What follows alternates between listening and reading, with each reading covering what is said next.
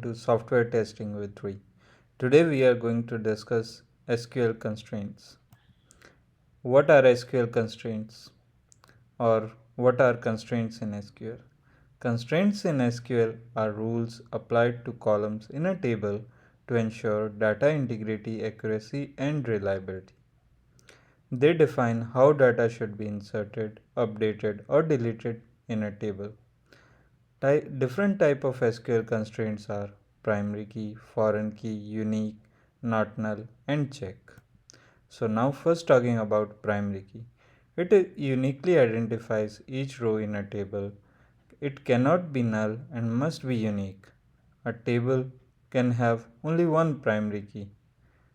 For example, we want to create table students with two columns, one ID and the second is name.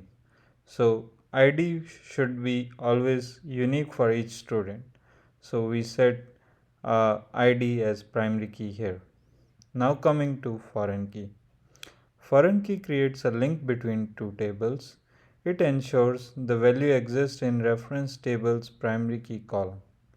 So for example, we want to create a table called orders. So we have order ID as a primary key and uh, and customer ID we set as foreign key and it references to the customer ID in the customer table. Now coming to unique. Unique ensures all values in a column are different.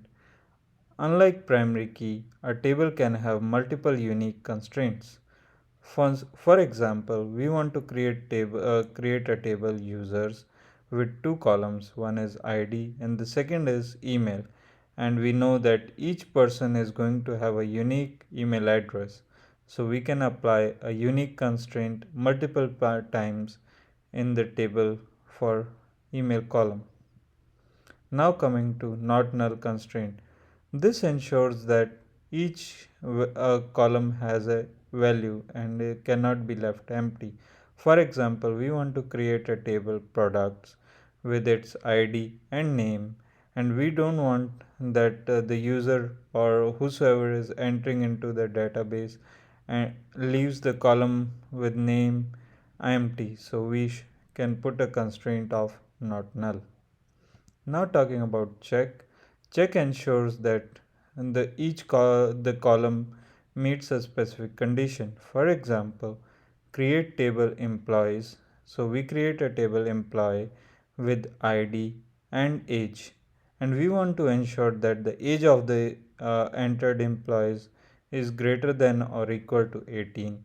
So we can apply a check constraint like this. Now talking about default. So default help us to set value for a column if no value is provided or inserted by the user or the database handler. For example, we create a table accounts with ID status as two columns and we want to set like everyone's status to active until or unless it's required to set otherwise.